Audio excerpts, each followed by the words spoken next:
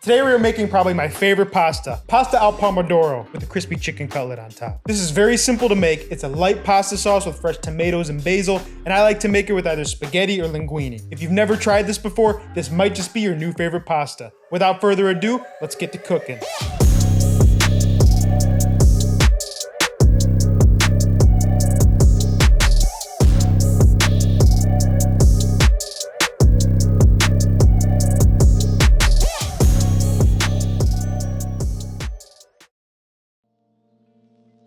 I know everybody has their own way of making this pasta and chicken cutlets, but I'm going to show you the best way to make it in my opinion. We're going to start with some boneless, skinless chicken breast. We're going to cut them in half lengthwise, a little bit thicker than a 1/4 inch. If you make your chicken cutlets a little too thick, it won't have the correct texture since you want them to be nice and crispy. Season the chicken cutlets with salt and pepper on both sides, then we're going to work on getting our breading station together. So the trick to getting these chicken cutlets super crispy is to use cornflake breadcrumbs. We're going to season them with a little bit of garlic powder, onion powder, Italian seasoning, red chili flake, salt, and pepper. Toss all that together, and now you have Italian cornflake breadcrumbs. Then we're going to add a splash of water to our eggs, beat them up, and then we're going to bread our chicken. So you know the drill. We're going to dredge the chicken in some flour, add it to the egg wash, and then right into the cornflake breadcrumbs. Make sure your chicken is completely covered with the breadcrumbs. I don't want any bald spots. Repeat the process with the rest of your chicken, and you know how they say you want to use a wet hand and a dry hand when breading chicken? Well, this is what happens when you don't do that. I'm pretty sure this is where the term chicken fingers came from. So we're going to place our breaded chicken in the fridge to hang out while we make our sauce. So this sauce is so simple to make, you really only need about 7 ingredients, not including salt and pepper. First, we're going to finely dice 1 shallot, and if you can't find shallot, use half of a sweet onion. We're going to peel and finely mince about 4 cloves of garlic. Then we're going to slice in half about 3 dry pints of cherry tomatoes. We're going to use yellow, Cabernet, and red cherry tomatoes. If you can only find the red cherry tomatoes, it's fine just to use those. Now in a large pan on medium heat, we're going to add a nice amount of olive oil and the diced shallots. Saute the shallots for a few minutes until translucent with a pinch of salt. Then we're going to add some red chili flake and the minced garlic. Saute for 1 minute until fragrant, then add the cherry tomatoes. Season with salt and pepper. Then once the tomatoes begin to soften, we're going to add a nice handful of some fresh basil. We're also going to add some basil at the end of the cooking process when we go to toss our pasta. Next, we're going to add about 1 cup of a dry white wine such as Chardonnay and let it reduce by half. Now once the tomatoes begin to wilt, I like to help it along by using a potato masher. By doing this, there's a natural pectin in the tomatoes that will thicken the sauce as it cooks. Now depending on what time of year you're making this sauce, the tomatoes might not be as sweet as you like them. So the trick is to add a little bit of sugar to sweeten up the sauce as it cooks. We're going to season with a little salt and pepper as well, and then we're going to cover it with a lid and let it cook on low while we fry our chicken. Now in a cast iron pan on medium-high heat, we're going to add about a 1/2 inch of vegetable oil heated to 350 degrees Fahrenheit. We're going to fry the chicken cutlets in batches for 2 minutes aside until nice and golden brown. Then we're going to drain on a wire rack with some paper towel, then immediately season with salt. If the chicken cutlets aren't cooked all the way through, place them in the oven for about 10 minutes on 350 until they reach 165 degrees internally. Next, we're going to bring a big pot of water to boil and season it generously with salt. We're going to drop in about 12 ounces of spaghetti. Now, just before the pasta is done, you want to save about 1 cup of pasta water just in case you need it. Once cooked till al dente, go ahead and drain the pasta, then add it right to the sauce with a little splash of pasta water. Give that a toss until incorporated, then we're going to add some fresh basil and Parmesan cheese. You want the sauce to just coat the noodles. Don't add too much pasta water. You don't want the sauce to thin out. So the last thing we need to do is slice up our chicken cutlets and siphon out some basil before we plate this up. We're going to add some pasta to a large bowl, add that crispy chicken cutlet on top, hit it with some more Parmesan cheese and fresh basil, and a little drizzle of some extra virgin olive oil. All right, the time has come. Let's give it a try.